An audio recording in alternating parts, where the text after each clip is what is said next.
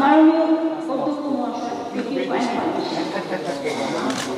আমি জানি আপনি এই রেগুলেশন আছে, সেটা আলোচনা হওয়ার পরে, কিন্তু একটা সেন্সিটিভ ব্যাপার যেটা আমাদের সকলকে আঘাত দিচ্ছে এবং যেটা আমাদের দুঃখ দিচ্ছে এবং মানসিকভাবে আমরা দুশ্চিন্তায় আছি।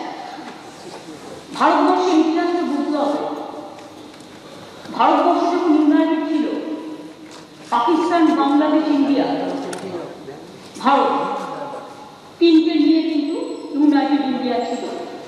দেশ ভাগের পরে পাকিস্তান আলাদা হয়ে গেছে, বাংলাদেশ আলাদা হয়ে গেছে, ভারতবর্ষ আলাদা হয়ে গেছে।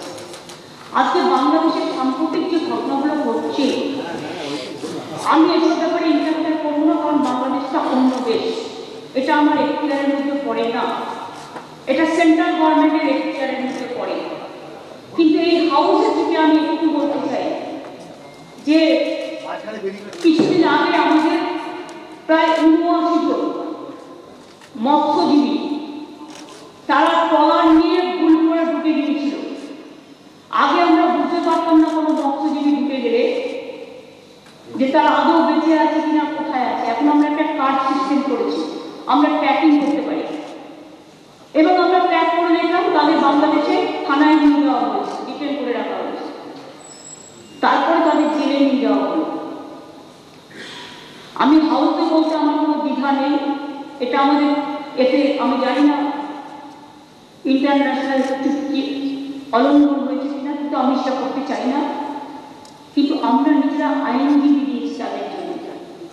ভারত সরকারকে বারবার ব্যাপারটা আমরা জানিয়েছি, কিন্তু আজও তারা মুক্তি পায়নি। আগে কিন্তু এটা হতো না।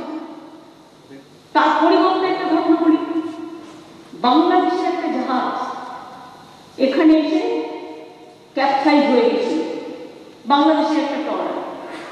আমরা কিন্তু তাকে উদ্ধার করেছি, তাকে চিকিৎসা করেছি এবং তাকে কিন্তু আমরা তার মর্যাদা সহ তার পাসপোর্ট ছিল, অফিসিয়াল ডকুমেন্ট ছিল বলে আমরা ফিরিয়েও দিয়েছি।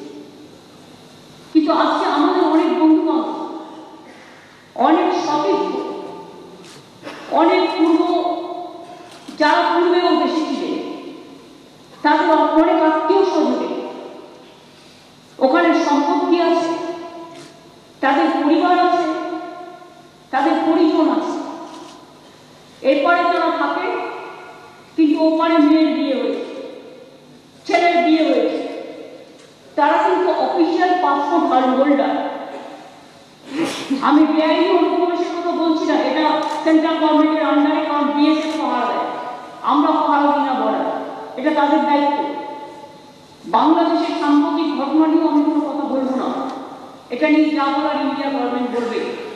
কারণ আমাদের তৃণমূল কংগ্রেসের পলিসি হচ্ছে আমরা এক্সটার্নাল অ্যাফেয়ার্সের ব্যাপারে সেন্ট্রাল গভর্নমেন্ট যে পথে চলে আমরা সেই পথটাকে আমাদের পথ করে মেনে নিই।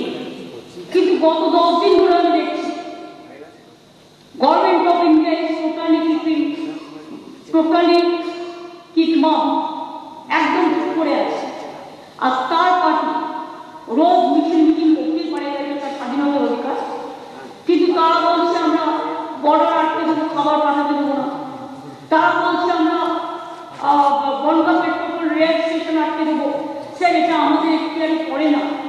ইন্টারন্যাশনাল এগ্রিমেন্ট অনুযায়ী, ইন্টারন্যাশনাল বর্ডার এগ্রিমেন্ট অনুযায়ী গভর্নমেন্ট অফ ইন্ডিয়া যদি আমাদের কাছে গাইডলাইন দেয়, আমাদের কাছে অ্যাডভাইস দেয়, তখনই আমরা এটা বন্ধ করতে